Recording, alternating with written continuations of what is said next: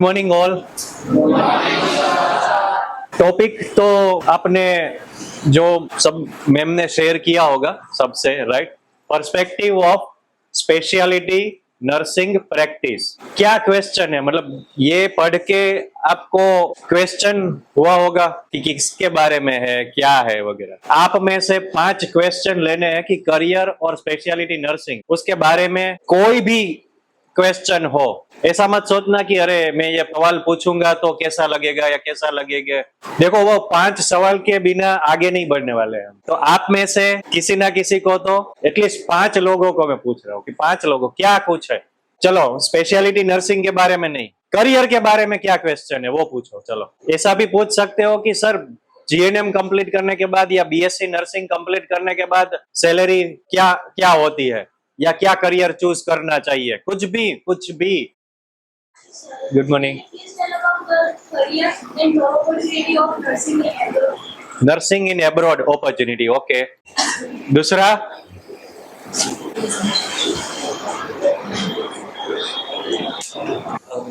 after completing BSc nursing, how much we can do that we get the perfect salary?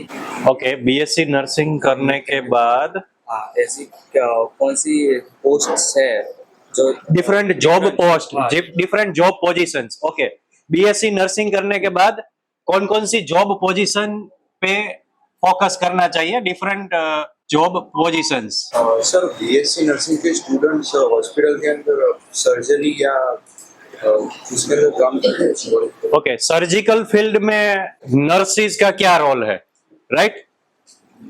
Surgical field for nurses, बोलिए।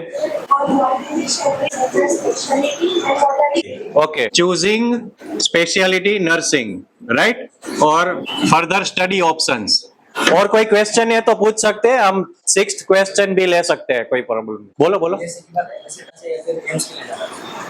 AIIMS के लिए, okay, MSc versus AIIMS. पहले current scenario discuss कर लेते हैं, ठीक है? अभी क्या सिनेरियो है नर्सिंग फील्ड में, हॉस्पिटल इंडस्ट्री या हेल्थ केयर इंडस्ट्री में, ठीक है? अगर स्टडी की बात करें तो हमें पता है जीएनएम के बाद आप पोस्ट बेसिक बीएससी नर्सिंग कर सकते हो। 12th साइंस के बाद डायरेक्टली बीएससी नर्सिंग कर सकते हैं कोई, और बीएससी नर्सिंग के बाद MSc and so on, PhD etcetera. GNM और बीएससी नर्सिंग प्राइवेट हॉस्पिटल में एज ए जनरल नर्स की जॉब पोजीशन जो है उसमें ज्यादा डिफरेंस नहीं होगा, प्रैक्टिकली देखा जाए तो। हॉस्पिटल पॉइंट ऑफ व्यू से बोल रहा हूं कि हॉस्पिटल की जॉब पोस्ट है जनरल नर्स, तो उनके क्राइटेरिया में तो जीएनएम है या बीएससी नर्सिंग है, both can apply. BSc nursing है तो उनको सैलरी में स्लाइटली बेनिफिट मिलेगा, डिपेंड्स करेगा वो भी हॉस्पिटल टू हॉस्पिटल, राइट? पर job role almost as a general nurse same होगा। अब every hospital department has a nursing professional. आप OT, ICU, emergency wards, cardiac diagnostics, different areas है, तो वहां पे भी नर्सिंग स्टाफ वर्क कर ही रहे हैं, right? Starting salary around 14 to 20,000, उसमें डिपेंड करेगा कौन सा हॉस्पिटल है और कौन से लोकेशन पे है। मुंबई में है तो वहां पे फ्रेशर नर्सिंग प्रोफेशनल की जॉब और उसकी सैलरी थोड़ी ज्यादा होगी अहमदाबाद के कंपैरिजन में। फिर आप राजकोट या महसाना देखोगे तो वहां पे डिफरेंट होगा। वो ये डिफरेंस है इंडस्ट्री में, तो इसको समझ लो। क्यों? क्योंकि मुंबई में लिविंग एक्सपेंस ज्यादा है तो वहां पे सैलरी ज्यादा होगी। अगर आप ही का फ्रेंड मुंबई में जॉब कर रहा है और आपकी जॉब लगी है 15,000 में और आप मुंबई में उसको 25,000 मिल रहा है, तो आप अपने हॉस्पिटल या अपने मैनेजर को नहीं, उसको तो 25 मिल रहा है, मेरे को 15 क्यों मिल रहा है? वो डिफरेंस होगा सिटी टू सिटी, तो वो है। This the current scenario. There are certain specialities in nursing field, उसमें ऑलरेडी इतने कोर्सेज कुछ पॉपुलर है। For example critical care nursing, उसमें एक पॉपुलर फेलोशिप है IDCCN। अगर किसी ने आप अभी फर्स्ट ईयर में हो तो आपको ये ध्यान में नहीं होगा, पर ये जस्ट एक एग्जाम्पल दे रहा हूं आपको कि Indian society of critical care medicine, वो डॉक्टर्स का एसोसिएशन है, आईसीयू डॉक्टर्स का। तो वो लोग डॉक्टर्स की फेलोशिप तो चलाते ही है आईसीयू क्रिटिकल केयर मेडिसिन में वगैरह में, पर वो बॉडी नर्सिस के लिए भी फेलोशिप रिकॉग्नाइज करते हैं। तो बहुत सारी ऐसी पूरे इंडिया में 230 प्लस हॉस्पिटल्स है जहां पे फेलोशिप ये चल रही है। इसका फुल नेम है IDCCM diploma in critical care nursing, और कुछ टाइटल ऐसे भी है Indian diploma in critical care nursing, but दोनों का वैल्यू सेम ही है, उसको IDCCN ही बोला जाता है। तो ये एक एग्जांपल है कि ऐसी डॉक्टर्स के जो एसोसिएशंस है वो अपने उसी फील्ड में नर्सिंग स्पेशलाइजेशन में भी फेलोशिप चलाते हैं। तो एक फेलोशिप एक आपका फर्दर स्टडी ऑप्शन हो सकता है। अब फेलोशिप में डिपेंड करेगा, कुछ फेलोशिप्स है ऐसा कुछ फिक्स क्राइटेरिया नहीं है कि बीएससी के बाद ही मिल सकता है, वो हॉस्पिटल या इंस्टीट्यूट पे डिपेंड करेगा उनका क्राइटेरिया क्या है। और हाँ, उसी सब्जेक्ट में आपको कि कोई भी कोर्स टाइप है, वो एक फेलोशिप एक कोर्स टाइप है। जैसे बीएससी एक कोर्स टाइप है, बैचलर ऑफ साइंस, फिर वो बीएससी डिफरेंट सब्जेक्ट्स में स्टडी हो सकता है। आप नर्सिंग में कर रहे हो, कोई और बीएससी इन बायोलॉजी कर रहा होगा, कोई फिजिक्स में कर रहा होगा, वैसे ही फेलोशिप एक कोर्स टाइप है। यहां तक किसी को कुछ क्वेश्चन हो तो बता दो। ओके, तो करंट सिनेरियो में career path GNM BSc complete होने के बाद 2 पाथ है, या तो आप डायरेक्टली एमएससी फर्दर करने जाते हो, अभी इसी को हम डिस्कस कर रहे हैं कि फर्दर स्टडी जीएनएम के बाद पोस्ट बेसिक बीएससी है। यहाँ पे आप बीएससी के बाद यहाँ पे फेलोशिप्स वगैरह ले सकते हो, डायरेक्टली भी फेलोशिप्स हो सकता है। बीएससी नर्सिंग, उसके बाद एमएससी है, एमएससी के बाद पीएचडी हो सकता है। पर अगर आपको एकेडमिक्स में जाना है तो आज के टॉपिक में हमें स्पेशलिटी नर्सिंग के बारे में ज्यादा मैं प्रेशराइज करूंगा। ये करंट सिनेरियो है, अभी आपके सीनियर्स वगैरह इसको फॉलो कर रहे होंगे, ये कम फॉलो कर रहे होंगे फेलोशिप। अभी इतना जनरलाइज्ड नहीं है कि हर कोई फेलोशिप कर रहा है, वो कॉमनली नहीं है, ठीक है। अब करंट सिनेरियो में मेडिकल फील्ड को भी थोड़ा समझ लेते हैं। किसी भी डॉक्टर को आप देखते हो तो पहले क्या देखते हो उनकी डिग्री में, वो एमबीबीएस है, एमडी है, ओके। आप ऐसा देखते हो कि वो किसका डॉक्टर है, मतलब व्हाट स्पेशलिटी, राइट, कौन सी स्पेशलिटी के डॉक्टर है वो आप देखते हो ना।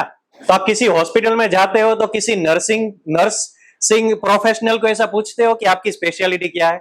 नहीं पूछते। क्यों?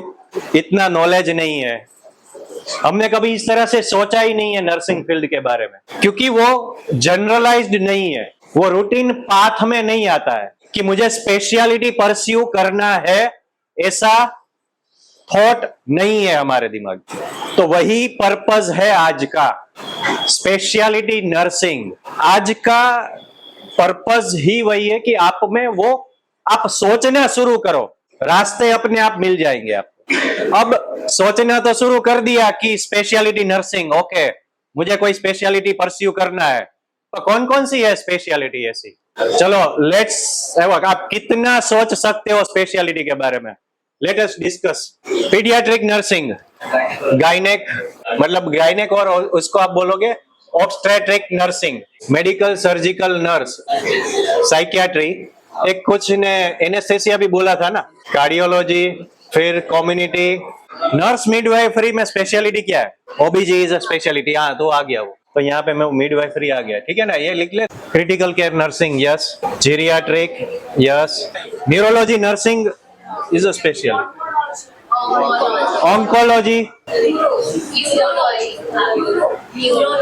Urology nursing, school health, occupational health. देखो, सोचने का एक तरीका बताता हूं, आप अपने बॉडी को देखो ऊपर से, न्यूरोलॉजी नर्सिंग, ऑप्थेल्मोलॉजी नर्सिंग, ओटोराइनोलैरिंगोलॉजी या ईएनटी नर्सिंग, फेस या जो भी है आपका कॉस्मेटिक और डर्मेटोलॉजी नर्सिंग, फिर डेंटल और जो भी है डेंटल में भी नर्सिंग हो सकता है, भले ही कम है पर हो सकता है, थॉट प्रोसेस है। हार्ट,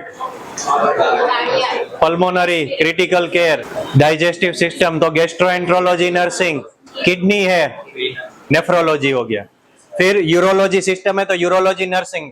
अब नेफ्रोलॉजी और यूरोलॉजी दोनों डिफरेंट है। गायनेकोलॉजी एंड ऑब्स्टेट्रिक नर्सिंग हो गया पर उसमें भी एक सब ब्रांच है। रिप्रोडक्टिव नर्सिंग, एंडोक्राइनोलॉजी नर्सिंग, तो ऑन्कोलॉजी में और एक सब ब्रांच है हिमेटोलॉजी नर्सिंग। अगर ऑर्गन ट्रांसप्लांट देखोगे तो ट्रांसप्लांट नर्सिंग, गिनने जाओगे तो जितने भी स्पेशलिटी के डॉक्टर्स मिलते हैं ना आपको, उतनी ही स्पेशलिटी में नर्सिंग रिक्वायरमेंट भी है ही, पर हमने कभी उस तरह से सोचा नहीं है। अभी समझना है कि नर्सिंग फील्ड में जनरलिस्ट वर्सेस स्पेशलिस्ट। स्पेशलिस्ट जो अभी हमने ये बात की, जनरलिस्ट जो आप 2 साल बाद 3 साल बाद पास आउट होके निकलोगे, तो आपका एक बैचलर हो गया 4 साल के बाद, बीएससी नर्सिंग है तो 4 साल, राइट, जीएनएम है तो 3 साल, जो भी है, पर आपका एक बेसिक डिग्री हो गया नर्सिंग में, राइट। तो आप एज ए जनरलिस्ट मतलब जनरल नर्सिंग प्रोफेशनल, कि आपका ऐसा कुछ नहीं है कि मैं सिर्फ एक पर्टिकुलर स्पेशलिटी में ही वर्क करूंगा। सभी का स्टार्टिंग पॉइंट तो जनरलिस्ट ही होता है और वही होना चाहिए। क्यों? यस, पहले बेसिक नॉलेज तो जरूरी है ना, पहले basic knowledge, skill, basic nursing skills, different जो भी वार्ड प्रोसीजर्स है, डॉक्टर को कैसे असिस्ट करना है, पेशेंट डॉक्यूमेंटेशन है, कैसे हिस्ट्री लिखते हैं, कैसे नर्सिंग नोट्स लिखते हैं, राइट, क्या एनएबीएच स्टैंडर्ड्स है नर्सिंग के रिलेटेड, ये सब तो जानना जरूरी ही है। कोई भी स्पेशलिटी में आप काम करो, ये बेसिक चीजें तो जरूरी ही है, राइट, तो वो डेवलप करना जरूरी है। फिर जनरलिस्ट जॉब में ऐसा नहीं है कि आपको कंपलसरी स्पेशलिटी परस्यू करना ही है वरना करियर नहीं बनेगा, ये नहीं कह रहा हूं मैं। सभी चीज के प्रोज एंड कॉन्स होते हैं, राइट।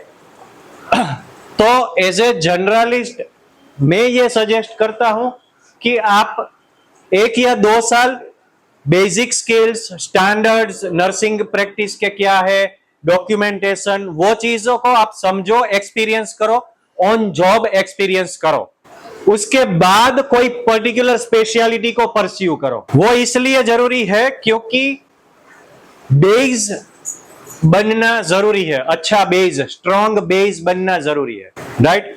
फिर जनरलिस्ट वर्क अगर आप लॉन्ग टर्म करते हो तो ये डिफरेंस ऐसा है कि अगर आप 5 साल 10 साल से जॉब कर रहे हो as a nursing staff, general nurse, तो उसमें कैसा होता है कि अगर अभी मैं इमरजेंसी डिपार्टमेंट में काम कर रहा हूं, फिर कोई दूसरी हॉस्पिटल से जॉब अपॉर्चुनिटी होगी, फिर वो बोलेगा अच्छा वो ऑब्स्टेट्रिक एंड गायनेक हॉस्पिटल है, वहां पे 1000 रुपए ज्यादा मिल रहे, 2000 ज्यादा मिल रहे, वहां पे स्विच किया। अरे तीसरी अपॉर्चुनिटी मिली 1-2 साल बाद, वो ऑर्थोपेडिक हॉस्पिटल है, वहां पे फिर 2 साल काम किया। then you will keep on switching your career in different specialty hospital। पर आपका अगर आपका 5 साल का एक्सपीरियंस है, 3 जगह पे आपने काम किया है, 3 डिफरेंट स्पेशलिटी में, तो आपका सभी में है तो बेसिक नॉलेज ही। वो आपको चूज करना है कि आपको जनरलिस्ट बनना है या स्पेशलिस्ट बनना है। अब स्पेशलिस्ट के डिफरेंट पर्सपेक्टिव है कि अगर मैं कोई पर्टिकुलर सब्जेक्ट का स्पेशलिस्ट हूं तो मेरी करियर अपॉर्चुनिटीज क्या हो सकती है। एक फॉर एग्जांपल ऑन्कोलॉजी नर्सिंग, मैंने बीएससी नर्सिंग या जीएनएम के बाद कोई सर्टिफिकेट कोर्स या फेलोशिप कोर्स या एमएससी कुछ भी किया हुआ है, एक जॉब पोजीशन है ऑन्कोलॉजी नर्स, मैंने स्टार्ट कर दिया 1 साल 2 साल, फिर मेरा डेजिग्नेशन बढ़ा सीनियर ऑन्कोलॉजी नर्स, मैं एक टीम मैनेज करने लगा। उसको तो ऑन्कोलॉजी डिपार्टमेंट रन करना है ना, तो उसके लिए मैटर करता है कि कौन से कैंडिडेट के पास उस डिपार्टमेंट का कितना एक्सपीरियंस है। समझे आप, ये बेनिफिट वर्सेस लॉस है टू बी अ जनरलिस्ट और टू बी अ स्पेशलिस्ट। तो जो आप कह रहे थे ना यहाँ पे कि हाउ टू चूज स्पेशलिटी, अब उस पे आते हैं। इसके बीच में एक क्वेश्चन और ले लेते हैं कि why should I choose speciality. एक जो मैंने बताया growth, salary hike, designation, upgrade, आपको एक्सपर्ट और स्पेशलिस्ट स्टेटस गेन कर लोगे तो आगे रास्ते अपने आप मिलते चलेंगे। अब how to choose a speciality, तो उसके लिए जो मैंने बात की यहाँ पे कि आप 1 साल 2 साल हॉस्पिटल में काम कीजिए, डिफरेंट डिपार्टमेंट में काम करो, कोई बात नहीं। अपन बीएससी करने के बाद, जीएनएम करने के बाद 2 साल आप वर्क करो डिफरेंट डिपार्टमेंट में, क्योंकि तभी आपको पता लगेगा कि आपका इंटरेस्ट कौन सी स्पेशलिटी में है। कोई आपका फ्रेंड बोलेगा कि ऑन्कोलॉजी में ज्यादा स्कोप है और अच्छी सैलरी मिल रही है, तो क्या आप ऑन्कोलॉजी परस्यू कर लोगे? ऑन्कोलॉजी नर्सिंग क्यों नहीं करोगे? इंटरेस्ट नहीं है। अब जिस चीज में इंटरेस्ट नहीं है उस चीज में आप कैसे एक्सपर्ट बनोगे? वो नहीं हो सकता। अगर मुझे कोई सब्जेक्ट पसंद नहीं है, कोई मुझे कितनी भी बड़ी सैलरी या अपॉर्चुनिटी दे दे, पर मैं वहां पे कुछ प्रूव नहीं कर पाऊंगा, तो वो जॉब भी लंबे टाइम मेरे पास नहीं रहेगी अगर मैं वहां पे परफॉर्म नहीं कर पाता हूं। तो शॉर्ट टर्म गोल नहीं होना चाहिए स्पेशलिटी चूज करते टाइम।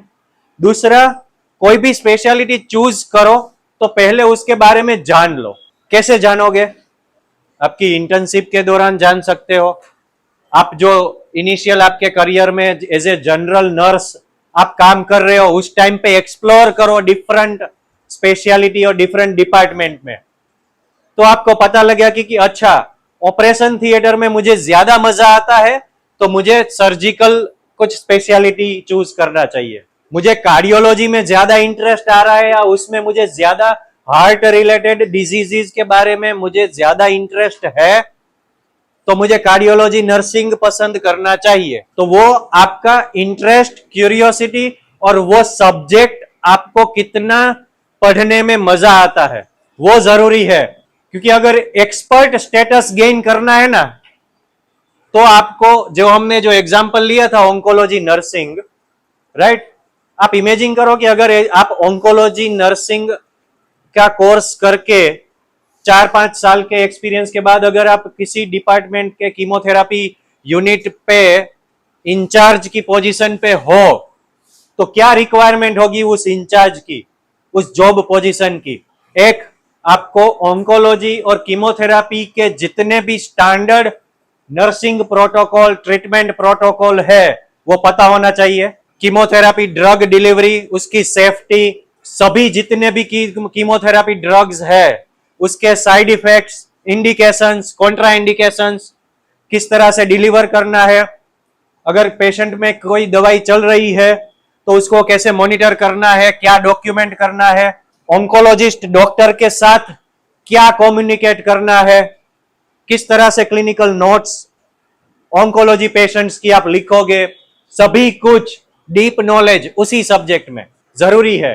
जो भी स्पेशलिटी चूज करो, फर्स्ट बाय हार्ट उस सब्जेक्ट में आपको इंटरेस्ट होना चाहिए। दूसरा, कुछ एक्सपीरियंस उस स्पेशलिटी का गेन करो, भले ही 2-3 महीने की इंटर्नशिप या ट्रेनिंग उस डिपार्टमेंट में हो आप, या आपका कोई फ्रेंड वहां पे काम कर रहा है तो उसको मिलो, उससे बातचीत करो कि अच्छा, तुम ऑर्थोपेडिक डिपार्टमेंट में एज ऑर्थोपेडिक नर्स काम कर रहे हो, किस तरह का वर्क होता है, कौन कौन सी ऑर्थोपेडिक सर्जरी होती है, क्या प्रोटोकॉल होता है, क्या मजा आता है। 1-2 दिन आप उनके साथ रहो, बातचीत करो, तो आपको लगेगा कि अच्छा, मुझे इसमें इंटरेस्ट आ रहा है, तो I can pursue orthopaedic nursing further.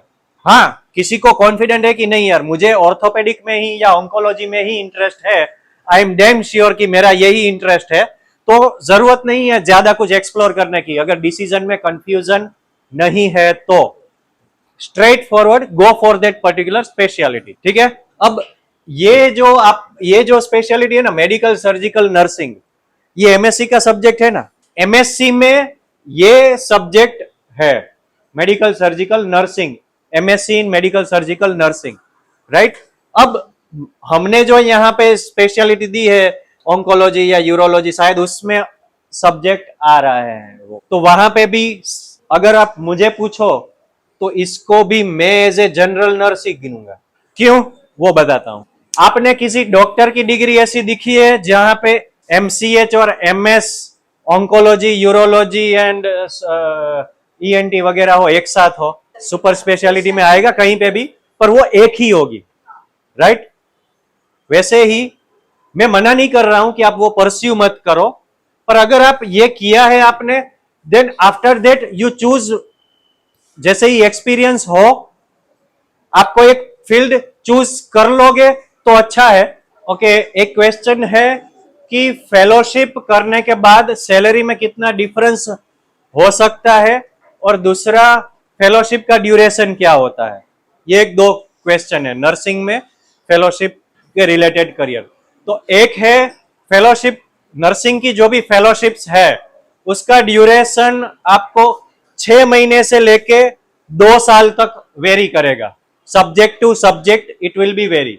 दूसरा फेलोशिप का ड्यूरेशन है वो इंस्टीट्यूट टू इंस्टीट्यूट और जो भी रिकॉग्निशन बॉडी है उस पे डिपेंड करता है। कोई फेलोशिप आपको 1 साल की भी मिल जाएगी, कोई 2 साल की भी होगी, कोई 6 महीने की भी होगी, क्योंकि फेलोशिप एक इट्स एन इनफॉर्मल एजुकेशन। ये कोई बीएससी या एमएससी डिग्री कोर्स नहीं है जहां पे नर्सिंग काउंसिल ने फिक्स कर दिया है कि 4 साल का बीएससी होगा, 2 साल का एमएससी होगा।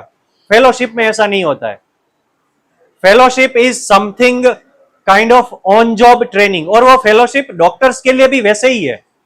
डॉक्टर्स की भी बहुत सारी फेलोशिप्स है, वो कुछ 6 महीने की है, उसी सब्जेक्ट में कोई इंस्टीट्यूट है वो 1 साल की फेलोशिप चला रहा है, और सेम सब्जेक्ट में 2 साल की भी फेलोशिप है। और हाँ, सभी का वैल्यू प्रैक्टिकल लाइफ में डिफरेंट होगा। 6 महीने की फेलोशिप में आपको एक्सपोजर 6 महीने जितना मिलेगा, एक्सपीरियंस एक्सपर्टीज उतना। अगर आप 1 साल की फेलोशिप करोगे तो उस फील्ड में, उस डिपार्टमेंट में आप 1 साल का आपका एक्सपोजर है, तो वो फेलोशिप अगेन आपका एक ऑन जॉब एक्सपीरियंस ही कहलाता है। अगर आप फेलोशिप इन ऑन्कोलॉजी नर्सिंग या fellowship in orthopaedic nursing pursue कर रहे हो 1 साल तक, तो प्राइवेट हॉस्पिटल में वो आपका एक फेलोशिप डिग्री तो गिना ही जाता है, प्लस 1 साल का उस फील्ड का एक्सपीरियंस भी गिना जाता है, क्योंकि वहां पे कोई फेलोशिप में क्लासरूम टीचिंग नहीं होता है। वो हॉस्पिटल में ही आप काम कर रहे हो किसी डॉक्टर के साथ उस डिपार्टमेंट में, और आपका फेलोशिप भी चल रहा है, फेलोशिप भी चल रहा है।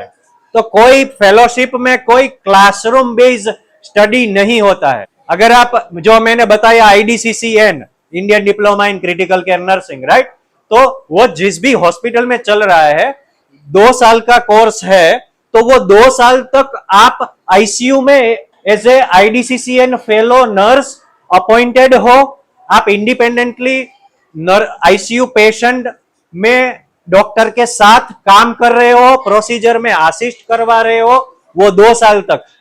तो आप ऑन जॉब सीख भी रहे हो, आपका वर्क एक्सपीरियंस भी है, और साथ में 2 साल के बाद आपको फेलोशिप डिग्री भी मिलेगी।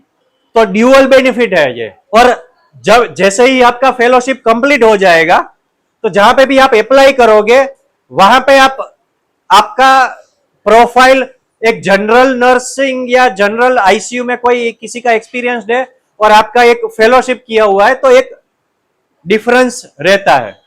दूसरा, आपको you can expect around 5 to 7,000 salary extra additional value addition on your profile, अगर आपका फेलोशिप है तो। बहुत सारा इनिशियल स्टेज पे नहीं मिलेगा। जैसे ही आपके देखो, बेनिफिट सैलरी में है ना, एंट्री पॉइंट में मिलेगा आपको, कि जैसे एज ए कोई हॉस्पिटल में एज ए आईसीयू नर्स की जॉब पोजीशन है, 2 जन ने अप्लाई किया है। एक है बीएससी नर्सिंग कैंडिडेट, दूसरा है plus 3 years of experience, commonly ward plus ICU. दूसरा है BSc nursing plus IDCCN, total 3 years of experience, उसमें 1 साल वार्ड और 2 साल का फेलोशिप। तो हो सकता है आपको प्रायोरिटी ज्यादा मिलेगी, with certain 2 to 3,000 of salary higher than that general profile. Because क्योंकि आपको आईसीयू के प्रोटोकॉल क्या है वो पता है, आपने फेलोशिप में वो पढ़ा है कि पेशेंट का आईसीयू में नर्सिंग प्रोटोकॉल क्या होता है, different care pathways etcetera, procedure आपने असिस्ट की हुई है, असिस्ट नहीं किया है तो एटलीस्ट देखी हुई है, वो डॉक्टर के साथ आपने काम किया हुआ है, तो वो एक एडिशनल वैल्यू है एडिशन। उसके बाद एक बार आपको मिल गया ये बेनिफिट, राइट, उसके बाद आपको प्रूव करना है कितना आप अच्छे से पेशेंट मैनेज कर पा रहे हो। छोटा आईसीयू 2-3 साल के एक्सपीरियंस के बाद आप आईसीयू की टीम को मैनेज कर पा रहे हो, राइट। उसके बाद आईसीयू में भी ग्रेड है, एक general ICU, surgical ICU, neuro ICU, transplant ICU, bone marrow transplant ICUs, these are different. तो वहां पे भी लैडर है, डायरेक्टली किसी को ट्रांसप्लांट आईसीयू में एंट्री नहीं मिलेगी, आपने जनरल आईसीयू में काम किया है तभी वहां पे मिलेगी। कार्डियक आईसीयू तो डायरेक्टली नहीं मिलेगी आपको, तो वो क्या हुआ, आपका अपॉर्चुनिटीज हुई आपके लिए। और वहां पे एक्सपर्ट्स या जिसका एक्सपीरियंस मिनिमम काउंट है उसी को ट्रांसप्लांट आईसीयू में एंट्री मिलती है, फ्रेशर या जिसका कम एक्सपीरियंस है उनको नहीं मिलेगी। क्यों? क्योंकि वो क्रिटिकल एनवायरनमेंट है, मतलब वहां पे पेशेंट की रिक्वायरमेंट ये नहीं हो सकती कि आपको नहीं पता है तो कोई वहां पर आपको सिखा देगा, आप गलती नहीं कर सकते। These patients are very delicate, वहां पे माइनर मिस्टेक भी सीरियस कंसिक्वेंसेस में बदल जाता है। तो जहां पे वो एक्सपर्ट स्टेटस हो गया, तो वो गेन करने के लिए आपको वो पूरा पाथ करना पड़ेगा। मैम का क्वेश्चन है कि फेलोशिप्स अहमदाबाद में और गुजरात में डिफरेंट एरियाज में क्या है सर्च करने के लिए। तो अभी तो मुझे इतना बहुत सारे हॉस्पिटल्स है, जितने भी डॉक्टर्स के लिए जो फेलोशिप आईसीयू में जो ऑफर कर रहे हैं, हर किसी में ये नर्सिंग की फेलोशिप तो है ही, पर अगर आपको उसको सर्च करना है तो आप डॉक्टहब पे हमारा कोर्सेज वाला पोर्टल है, वहां पे आप फिल्टर कर सकते हो, एज ए नर्सिंग स्ट्रीम आप फिल्टर कर सकते हो, और उसमें आप डिफरेंट नर्सिंग स्पेशलिटी सिलेक्ट करके सिटी स्टेट के फिल्टर, जैसे ही आप बाकी पोर्टल पे फिल्टर अप्लाई करते हो तो आपको लिस्टिंग मिल जाएगा कि कहाँ पे क्या क्या अवेलेबल है। तो वहीं से आप एडमिशन इंक्वायरीज भेज सकते हो मल्टीपल इंस्टीट्यूट्स में, मल्टीपल हॉस्पिटल में, जहां पे भी आपको नर्सिंग के फर्दर स्टडीज के कोर्स और फेलोशिप रिक्वायरमेंट। हाँ, आपको सर्च भी कर सकते हो, फिल्टर कर सकते हो and directly then apply. Fellowship में ऑन एन एवरेज आप ऐसा देख सकते हो कि 20-25 हजार से लेके I think up to 50-60,000, not more than that. और हाँ, फेलोशिप, नर्सिंग फेलोशिप्स है बहुत सारी, वहां पे स्टाइपेंड भी होता है।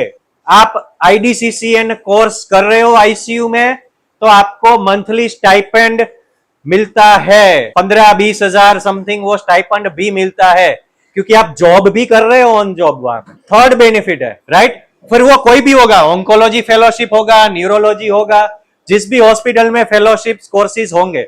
हाँ, एक है स्टाइपेंड, शॉर्ट कोर्सेज में स्टाइपेंड शायद नहीं होगा, मतलब कोई कोर्स ऐसा है कि for example certificate course in emergency nursing या certificate course in cardiology nursing, वो 2 महीने का या 3 महीने का, 6 महीने का है, तो उसमें शायद स्टाइपेंड नहीं होगा, क्योंकि वो शॉर्ट कोर्स है 3 से 6 महीने का, तो वहां पे शायद नहीं हो सकता।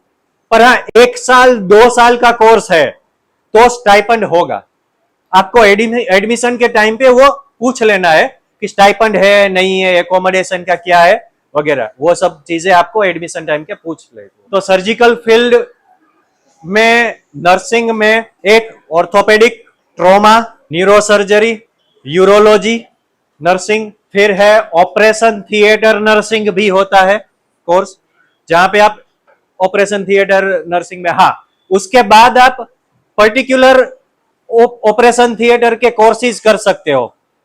जैसे एक बार आपने ऑपरेशन थिएटर नर्सिंग का कोर्स किया, एक डिप्लोमा हो या फेलोशिप हो या सर्टिफिकेट कोर्स, और आपने स्टार्ट कर दिया ऑपरेशन थिएटर में वर्क करना, थोड़ा एक्सपीरियंस हुआ, उसके बाद आप कार्डियोथोरासिक ओटी नर्सिंग का कोर्स कर सकते हो, ट्रांसप्लांट सर्जरी नर्सिंग का कोर्स कर सकते हो, वो सब सर्टिफिकेट कोर्सेज है, शॉर्ट कोर्सेज, 3 महीने 6 महीने का कोर्सेज, जहां पे आपका बेसिक ऑपरेशन थिएटर नर्सिंग का तो आपका स्पेशलिटी हो गया है, फिर उसमें फर्दर आप डिफरेंट सर्जरी के ट्रेनिंग कोर्सेज कर सकते हो, क्योंकि करना ही पड़ेगा। जैसे आपको किडनी ट्रांसप्लांट सर्जरी में असिस्ट करवाना है, राइट, तो आपको उसके लिए स्पेशल ट्रेनिंग करना होगा, और वो ट्रेनिंग होगा 2-3 महीने का, और वो जो भी हॉस्पिटल है जो वो प्रोग्राम करा रही है वगैरह, वो भी आपको स्पॉन्सर करते हैं।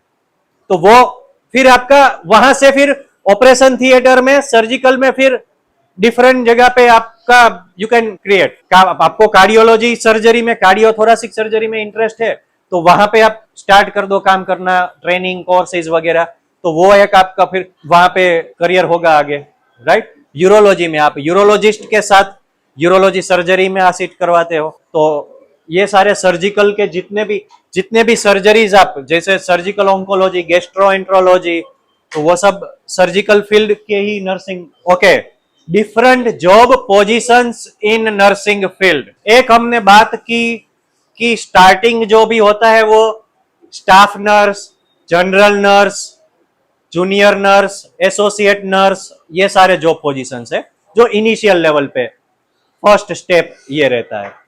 फिर उसके बाद है nursing team leader, nursing incharge, senior nurse.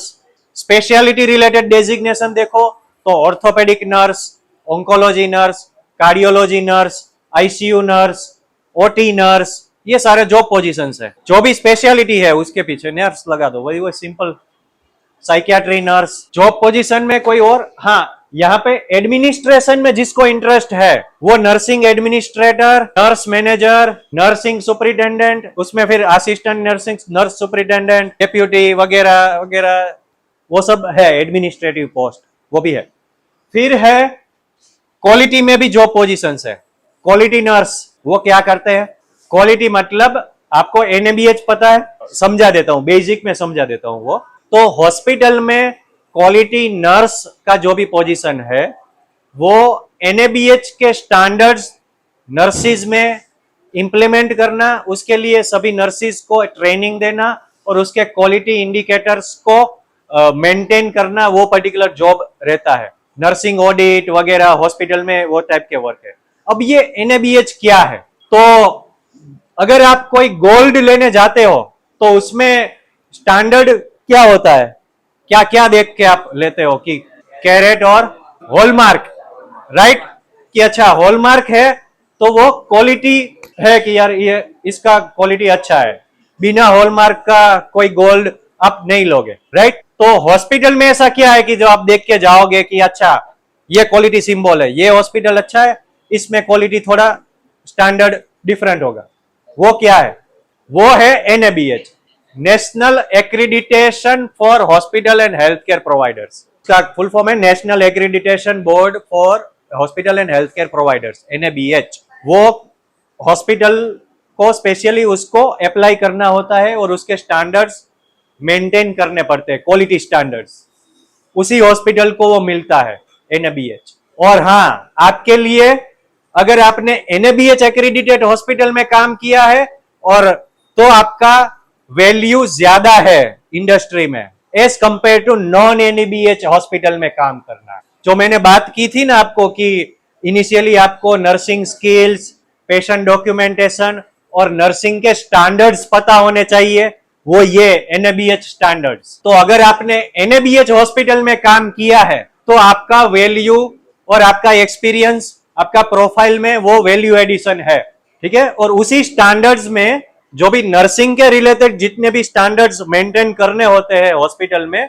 उसको मैनेज करना वो क्वालिटी नर्स का रोल है। उसके भी सर्टिफिकेट कोर्सेज होते हैं। वैसे ही एक रोल है इन्फेक्शन कंट्रोल नर्स, जो हॉस्पिटल में इन्फेक्शन कंट्रोल रिलेटेड जो भी इनिशिएशन है उनके भी स्टैंडर्ड्स है, ऑडिट्स है, उसको सर्विलेंस जो भी करना है, डॉक्यूमेंट्स बनाना है, इन्फेक्शन कंट्रोल की ट्रेनिंग देनी है सभी टीम को, तो वो सब को मैनेज करने के लिए इन्फेक्शन कंट्रोल नर्स होते हैं और उसका भी सर्टिफिकेट कोर्स होता है। ओके, जॉब पोजीशंस में किसी को कुछ पूछना है? एमएससी वर्सेस एम्स, पर उसके बाद एब्रॉड नर्सिंग पे आते हैं, ठीक है? तो ये क्वेश्चन आपका था, एमएससी वर्सेस नर्सिंग एम्स क्या करे? ओके, एमएससी करे या एम्स के एंट्रेंस की प्रिपरेशन करे, वही है ना क्वेश्चन। तो पहले तो आपको पूछना है क्यों करना है वो, ये जो हमने बात की, आइडेंटिफाई योर इंटरेस्ट। अगर आपको एकेडमिक्स अच्छे इंस्टीट्यूट, ऑफ कोर्स एम्स में आपको एमएससी में या एम्स में नर्सिंग की फेलोशिप्स भी है, उसकी भी एंट्रेंस एग्जाम सेपरेट है, नर्सिंग के रिलेटेड जो भी वो है वो तो है ही कि अगर आपने एम्स में पढ़ाई की है, it's a very good achievement in your profile, और आपका फिर करियर, आपको अपॉर्चुनिटीज और सैलरी वगैरह आपको बेनिफिट मिलेगा ही, उसमें नो डाउट। पर हाँ, उससे पहले आप डिफरेंट स्पेशलिटी, और हाँ, जब भी आप नर्सिंग स्पेशलिटी को चूज करने के लिए इवेल्युएट कर रहे हो, तो उस टाइम पे आप 2-3 ऑप्शन रख सकते हो कि सर्जिकल नर्सिंग है, राइट, तो उसमें 2-3 ऑप्शन आप रख सकते हो, ऑर्थोपेडिक है, गेस्ट्रोएंट्रोलॉजी है, या यूरोलॉजी है, या ओटी नर्सिंग है, तो वो सब फिर उसमें से चूज करो फर्दर। एमएससी वर्सेस एम्स में मैं ये कहता हूं कि अगर आपको एम्स में एंट्रेंस एग्जाम के through, if you can get through it, very good, career opportunity अच्छी ही है, करना चाहिए परस्यू उसको। वहां पे लिमिटेड सीट्स है तो हर किसी का नहीं होगा, पर जिसका भी होता है तो उसके लिए अच्छा ही अपॉर्चुनिटी है। पर अगर नहीं होता है तो वहां पे मैं ये कहूंगा कि ऐसा नहीं है कि उसके अलावा ऑप्शंस नहीं है। अगर आप अच्छे से परफॉर्म कर रहे हो तो मैं तो ये कहता हूं कि प्राइवेट हॉस्पिटल में, मैं अगर हॉस्पिटल ओनर हूं तो मेरे लिए वो फर्क नहीं पड़ता कि आपने एमएससी ऑन्कोलॉजी नर्सिंग किया है। हाँ, एमएससी मैटर करता है अगर आपको एकेडमिक्स में जाना है, नर्सिंग इंस्टीट्यूट में एज ए फैकल्टी फर्दर आपको जाना है, प्लस एमएससी अगर आपका किया हुआ है तो आपको जो नर्सिंग सुपरिटेंडेंट और हायर पोजीशंस जो है हॉस्पिटल में, अच्छे इंस्टीट्यूट में, तो वहां पे क्राइटेरिया ऐसा है कि एमएससी रिक्वायर्ड। अच्छे बड़े इंस्टीट्यूट्स है, जो कॉर्पोरेट हॉस्पिटल्स है बड़े, वहां पे जो लीडरशिप पोजीशंस है, वहां पे दे प्रीफर कि एमएससी बैकग्राउंड से लीडर्स आए, अच्छे एक्सपीरियंस पर्सन, तो वो जरूरी है। एब्रॉड नर्सिंग करियर अपॉर्चुनिटी के लिए कैसे प्रिपेयर करें? पहले कुछ मिनिमम रिक्वायरमेंट और मिनिमम चीजें जो जरूरी है, वो इसके लिए आपको प्रिपेयर होना जरूरी है। First, experience. बीएससी नर्सिंग के बाद अगर अच्छा है कि आपका 1-2 साल का एक्सपीरियंस है। दूसरा, गेट एनएबीएच हॉस्पिटल एक्सपीरियंस, और मैं ये नहीं कहूंगा कि नहीं होगा तो चलेगा, मैं तो यही प्रीफर करूंगा कि इट इज मस्ट। क्यों? क्योंकि जहां पे भी एब्रॉड नर्सिंग में आप बात कर रहे हो, कौन कौन से कंट्री में जनरली लोग जाते हैं? यूएई, मतलब दुबई वगैरह जो सेगमेंट है। दूसरा है यूके में, Canada, right, Australia, Russia, Germany, जो भी कंट्री है ये, वहां पे जैसे हमने इंडिया में एनएबीएच है, वैसे ही उनकी कंट्री में पर्टिकुलर स्टैंडर्ड्स है।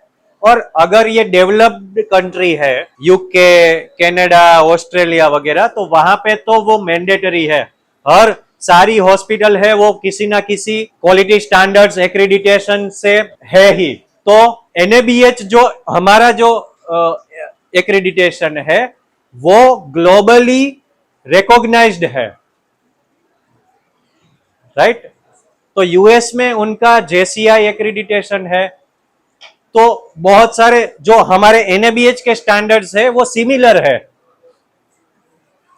स्टैंडर्ड्स मतलब प्रोटोकॉल्स, डॉक्यूमेंटेशन में एक प्रॉपर मिनिमम रिक्वायरमेंट फॉलो करनी होती है। वो स्टैंडर्ड्स अगर आपको पता है तो आपको आगे एग्जाम, इंटरव्यूज, वो सब क्लियर करने में इजी होगा, अगर आपको आप एब्रॉड में नर्सिंग अपॉर्चुनिटीज फाइंड कर रहे हैं तो, राइट। तीसरी चीज, और हाँ, यहाँ पे एक्सपीरियंस सर्टिफिकेट मैंडेटरी है। जहां पे भी 6 महीना, 1 साल, 2 साल आपने काम किया है तो वहां पे एक एक्सपीरियंस सर्टिफिकेट लेके रखो। अगर नर्सिंग लॉगबुक है कि 6 महीने काम किया, वहां पे कौन कौन सी प्रोसीजर आपने की, तो उसका भी सेपरेट सर्टिफिकेट अपने नर्सिंग इंचार्ज से ले लेना कि आपने कितने नर्सिंग की वार्ड प्रोसीजर्स वगैरह की, किसने एंडोस्कोपी में आपने असिस्ट करवाया है कि ऑपरेशन में असिस्ट करवाया है, तो वो सर्जन से भी एक्सपीरियंस ले लेना कि इसका नंबर ऑफ सर्जरी, 100 सर्जरी में आपने असिस्ट करवाया है सर्जन को वगैरह, पर्टिकुलर सर्जरी में। ये सारे सर्टिफिकेट आपको वहां पे काम आएंगे, तो वो जरूरी है। तो वो these are credentials along with your degree certificate and of course nursing council का रजिस्ट्रेशन तो मस्ट है, मैंडेटरी, उसके बिना आप अप्लाई नहीं कर पाओगे। इतना हो गया प्रिपरेशन वगैरह। अब जिस भी कंट्री में आप जाना चाहते हो वहां के लिए आपको सर्च करना पड़ेगा। यूएई है तो उसका मिनिस्ट्री ऑफ हेल्थ है, वहां पे क्राइटेरिया दिया होगा कि किसी को भी हेल्थ सेक्टर में काम करना है तो पर्टिकुलर एंट्रेंस एग्जाम नर्सिस के लिए, डॉक्टर्स के लिए, फिजियोथेरापिस्ट के लिए डिफाइन की होगी उन्होंने, तो वो एंट्रेंस एग्जाम आपको क्लियर करनी जरूरी है। दुबई है तो दुबई हेल्थ अथॉरिटी का अलग से सर्टिफिकेट कोर्स और एग्जामिनेशन है उनका, वो एग्जामिनेशन क्लियर करने के बाद वहां पे आपको प्रैक्टिसिंग परमिशन मिलती है। जैसे इंडिया में एज ए नर्सिंग स्टाफ आपको काम करना है तो आपका क्या लाइसेंस है, गुजरात में है तो गुजरात नर्सिंग काउंसिल, इंडिया में इंडियन नर्सिंग काउंसिल का रजिस्ट्रेशन, और किसी भी स्टेट में है तो उस स्टेट का नर्सिंग काउंसिल का रजिस्ट्रेशन, वो लाइसेंस टू प्रैक्टिस है, राइट।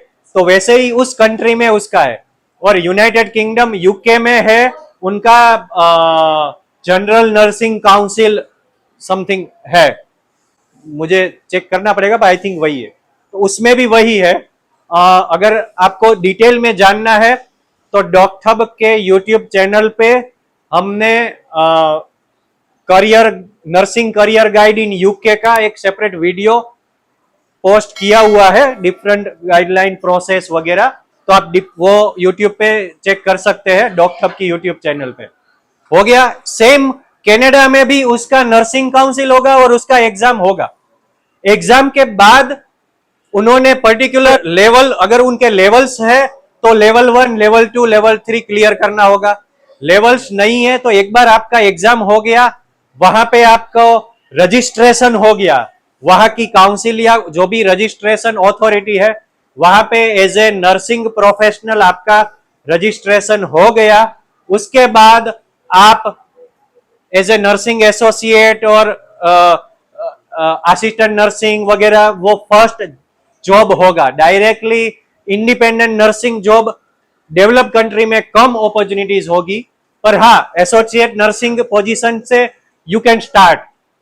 उसके बाद आपको डिफरेंट वहां पे भी, जैसे इंडिया में हमारे पास doctor.com है जो वहां पे नर्सिंग की जॉब्स हमारे जॉब्स पोर्टल पे है, वैसे ही अगर आप यूके में इंटरेस्टेड है तो यूके में भी कोई ना कोई ऐसे पोर्टल होंगे ही, नर्सिंग जॉब्स वहां पे अवेलेबल होंगी जहां पे आप अप्लाई करोगे, तो वहां पे भी आप देखोगे तो उन्होंने मिनिमम क्राइटेरिया में दिया होगा कि आपका रजिस्ट्रेशन वगैरह यूके का काउंसिल का जरूरी है वगैरह। ओके।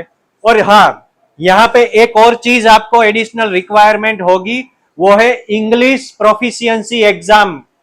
टॉफेल है, IELTS है, वो एग्जाम आपको क्लियर करना जरूरी है, राइट। वो मैंडेटरी है क्योंकि कम्युनिकेशन में वो सर्टिफिकेट रिक्वायर्ड होगा, इवन रजिस्ट्रेशन अप्लाई करते टाइम पे भी वो जरूरी होगा। हाँ, अगर आप जर्मनी वगैरह बोल रहे हो तो जर्मनी में आपको थोड़ा वहां पे जर्मनी और रशिया में वहां की लैंग्वेज आपको सीखनी पड़ेगी।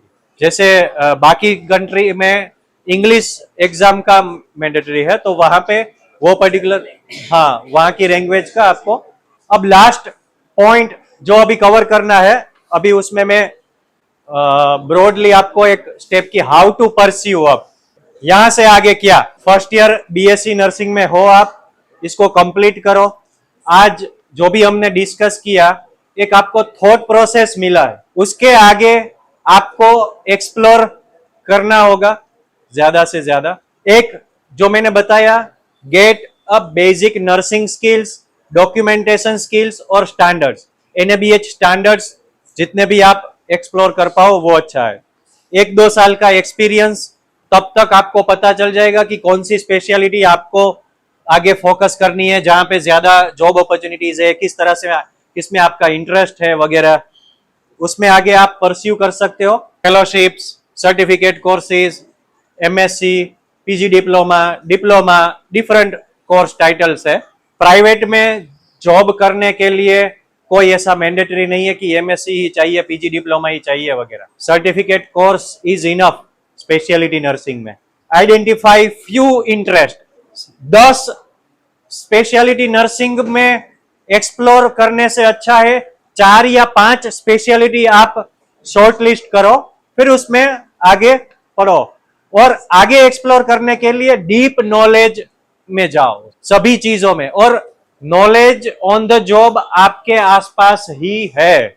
जैसे भी आपको अगर हॉस्पिटल में हो और आपको किसी भी ड्रग, अगर आप फॉर एग्जांपल आपको ऑन्कोलॉजी नर्सिंग में इंटरेस्ट है, राइट, आप कीमोथेरेपी वार्ड में गए ड्यूरिंग योर इंटर्नशिप और ट्रेनिंग, हॉस्पिटल विजिट वगैरह, उसमें वहां पे दवाइयां पड़ी होगी, जो इंजेक्शन के बॉक्सेस वगैरह, कोई भी इंजेक्शन का बॉक्स उठा लो, उसमें से अंदर से क्या निकलेगा? चिट्ठी। दवाई के अलावा क्या होगा?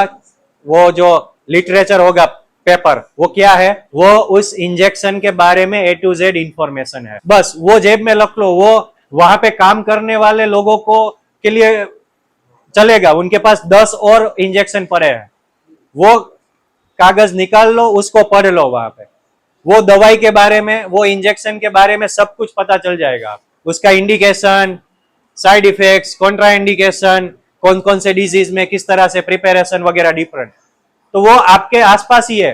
वहां पे जाके 4 क्वेश्चन पूछो। मैंने शुरू में आपको क्यों पूछा था कि 5 क्वेश्चन पूछो? लर्निंग का बेस्ट वे है कि क्वेश्चन पूछो। कोई आपको सामने से सिखाने नहीं आने वाला। और क्यों आएगा भाई? आप पूछो तो मैं बिल्कुल बताऊंगा आपको। मुझे कैसे पता चलेगा कि आपको क्या जानना है, जबकि आपको ही नहीं पता है मुझे क्या जानना है? Choose your course. उसके बाद एक बार इंटरेस्ट आइडेंटिफाई कर लिया तो आप कोर्स चूज कर सकते हो। कितने इंस्टीट्यूट है ऑल ओवर इंडिया में, क्या क्या उस पर्टिकुलर स्पेशलिटी नर्सिंग में कोर्सेज अवेलेबल है, you can explore on doctor courses. अगर करना है वहीं से आप एक साथ 10 इंस्टीट्यूट में एडमिशन करी फर्दर आफ्टर, जो भी आपको फेलोशिप्स, कोर्सेज वगैरह जो भी एक्सप्लोर करना है, तो वहां से आपको ऑप्शंस एक ही जगह पे मिल जाएंगे। एक बार आपने पर्टिकुलर फेलोशिप उस स्पेशलिटी में या एमएससी, पीजी, डिप्लोमा, कोई भी कोर्स स्टार्ट कर दिया, उस पर्टिकुलर फील्ड में आप काम कर रहे हो, तब आपका फोकस क्या होना चाहिए? Develop an attitude, subject expert attitude develop करो। आप किसी डॉक्टर को कंसल्ट करते हो या उसको मिलते हो, ऑर्थोपेडिक सर्जन है या ऑन्कोलॉजिस्ट है, यूरोलॉजिस्ट है, कोई भी है, तो उसको पेशेंट कोई क्वेश्चन पूछता है तो वो आंसरलेस नहीं होता है, क्योंकि वो सब्जेक्ट एक्सपर्ट है, वो समझा सकता है, वो ऑप्शन दे सकता है, वो एक राइट पाथ पेशेंट को गाइड कर सकता है। तो as a speciality nurse you should develop that attitude and that approach. और वो कैसे आएगा? जैसे मैंने बताया ना, नॉलेज एक्सप्लोर करो, डीप नॉलेज आ जाएगा ना, वो आपको आपकी पर्सनालिटी में दिख जाएगा। अब जैसे ही आप कोई पेशेंट, जो भी कैंसर के पेशेंट है ना, आपके फ्रेंड सर्कल में, सोसाइटी में वगैरह में, अगर आप ऑन्कोलॉजी नर्सिंग परस्यू कर रहे हो तो वो आपको मिलेंगे, आपको बताएंगे और आप उसको गाइड कर पाओगे। अच्छा, ये दवाई चल रही है, ये हो सकता है, वो हो सकता है, धीरे धीरे आप उसमें कॉन्फिडेंस गेन करते जाओगे। सब्जेक्ट एक्सपर्ट हो तो एटीट्यूड डेवलप हो जाएगा, और एटीट्यूड होगा, थोड़ा अप्रोच होगा, तो आप डिसीजन ले पाओगे, पेशेंट को आउटकम, जो भी क्लिनिकल आउटकम रिक्वायर्ड है उस डिपार्टमेंट का, वो कर पाओगे। और हाँ, लास्ट स्टेप, जॉब सर्च करना है, डॉक्टर जॉब्स पे यू कैन सर्च कभी भी, कहीं भी। अब रिज्यूमे, ये मैंने ऑब्जर्व किया है कि फील्ड में जो भी डॉक्टर्स है, नर्सिंग है, हेल्थ केयर प्रोफेशनल्स का रिज्यूमे अच्छा प्रोफेशनल रिज्यूमे नहीं होता है। उसके लिए अगले 10-15 दिन में भी हम डॉक्टर पे ही रिज्यूम बिल्डर बना रहे हैं। तो जब भी आप पास हो और आपको रिज्यूम बनाना है तो डॉक्टर रिज्यूम बिल्डर से भी आप सिर्फ फॉर्म फिलअप करो, रिज्यूम डाउनलोड करो, इजी टू गो है आपका प्रोफेशनल रिज्यूमे, और डॉक्टर की प्रोफाइल से ही आप मेंटेन कर पाओगे life time your professional journey. तो ये भी एक है सिंपल, क्योंकि आई नो कि डॉक्टर्स और नर्सिस हमारे करिकुलम में लैपटॉप वगैरह कम आता है, तो वो रिज्यूम बनाना, कैसे अच्छा रिज्यूम बनाए वगैरह, वो डिफिकल्ट होता है। तो उसमें भी हमने एक इजी वे लिया है, तो होपफुली नेक्स्ट 15-20 डेज आपको वो भी आप कर पाओगे। Thank you.